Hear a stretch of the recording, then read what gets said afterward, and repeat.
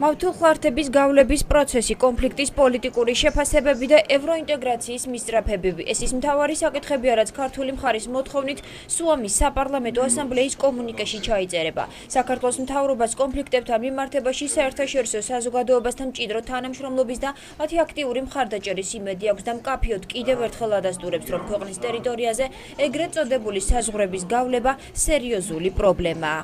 მიმდინარეობს გარკვეულწილად ბარიკადების მშენებლობა, ამას ექნება მავთულხლართებისათვის წითელი ბოძების ან ტრაფარეტების ფორმა გადამწყვეტი მნიშვნელობა არ აქვს, იმიტომ რომ ყველა ეს დაბრკოლება იწვევს ჰუმანიტარულ ძალიან მძიმე შედეგს ადამიანებისათვის ადგილზე და ამავდროულად როგორც ჩანს ემსახურება ერთ მიზანს, რომელიც არის ზეწოლა გარკვეული საქართველოზე.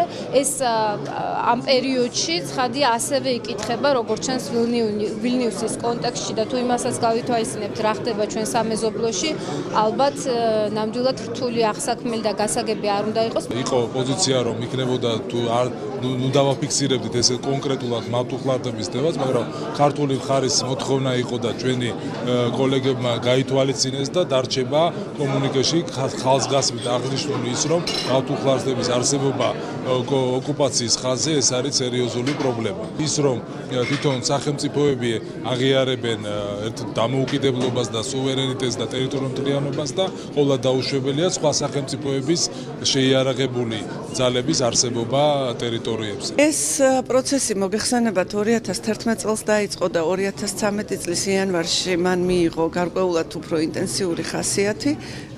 ჩვენ შეგვიძლია ეს დაუკავშიროთ ვილნიუსს, შეგვიძლია არ დაუკავშიროთ. ფაქტი ერთია, რომ გარკვეული პერიოდულობით რუსეთი ამ არალეგალურ ქმედებებს აგრძელებს.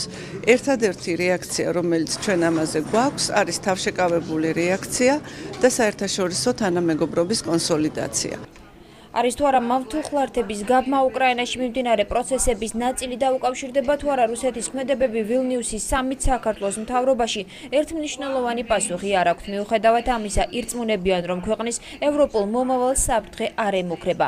უკრაინა სუამის მონაწილე ქვეყანაა, თუმცა საპარლამენტო ასამბლეის მონაწილეები აცხადებენ, რომ მას გადაწყვეტილებების დამოუკიდებლად მიღების უფლება და ქვეყნის კურსის განსაზღვრის საშუალება აქვს. თუმცა როგორც საკანონმდებლო, ისე აღმასრულებელი ხელისუფლების წარმომადგენლები აცხადებენ, რომ პროცესში აუცილებელია დაცული იყოს საზოგადოების მოთხოვნები.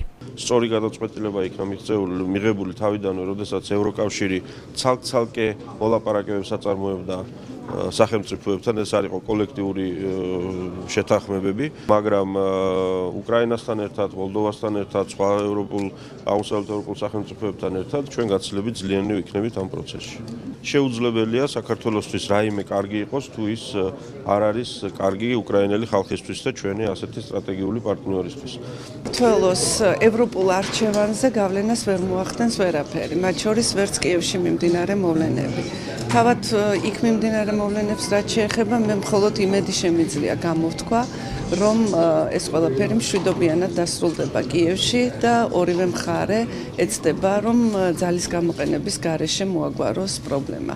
რასაკვირველია, ჩვენ შეშფოთებით ვადევნებთ თვალს იმას, რაც ხდება, რადგანაც არიან დაშავებულები. უკრაინაში მიმდინარე მოვლენების გამო სუამის საპარლამენტო ასამბლეის მე-6 სხდომა ბადაზე ადრე დატოვა უკრაინის პარლამენტის ვიცე-სპიკერმა. მანამდე კი რუსლან კოშულინსკი ქვეყნის წინაშე არსებულ საფრთხეებსა და გამოწვევებზე ისაუბრა.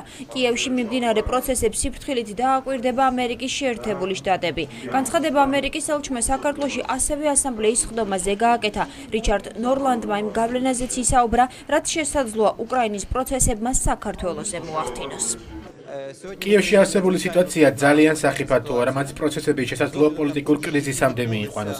იმ მშვიდობიანი მოქალაქეების წინააღმდეგ, ვინც ითხოვს უკრაინის ევროპული გზის გაგრძელებას, ხელისუფლებამ გამოიყენა ძალა, რასაც შემდგომში კიდევ დაემატა გამოსვლა და რაოდენობა უკრაინაში.